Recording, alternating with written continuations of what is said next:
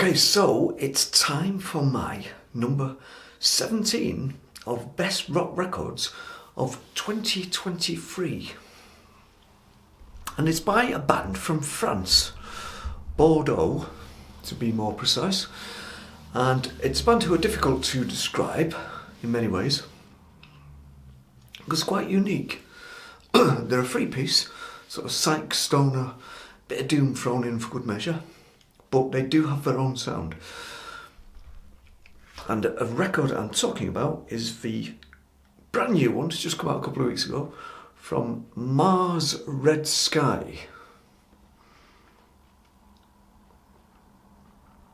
Some classic artwork on there.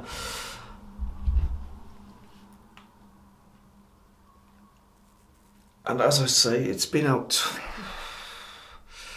round about 2 weeks, something like that, maybe even only a week. And it's called Dawn of Dusk. It doesn't break brand new ground for this band. It does sound relatively familiar if you listen back to their old things, their old records. They've been going now since round about 2007 as a recording act, possibly even longer as a live act. I've seen them live and they're very, very good. Excellent power trio. So who's actually in the band? Well, let's have a look. You have, okay, I'm not going to be able to pronounce these names properly because they're French names. Julian Press, guitars, vocals. He has an extraordinary voice, this guy. Jimmy Kinast, bass.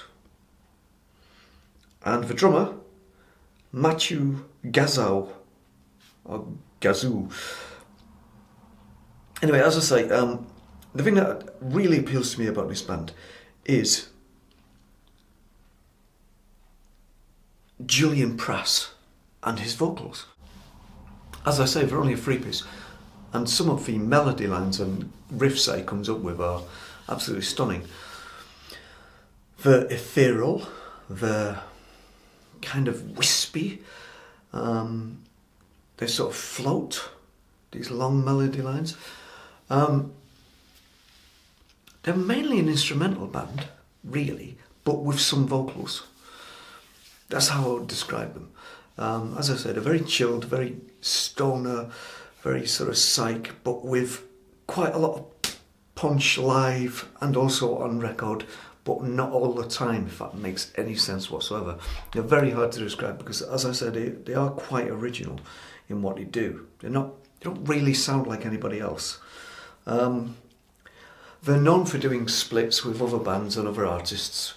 So, one of the songs they have on here is called Maps of Inferno.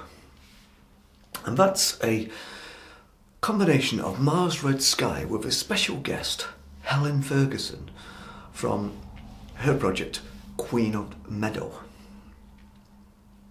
Now, this works particularly well because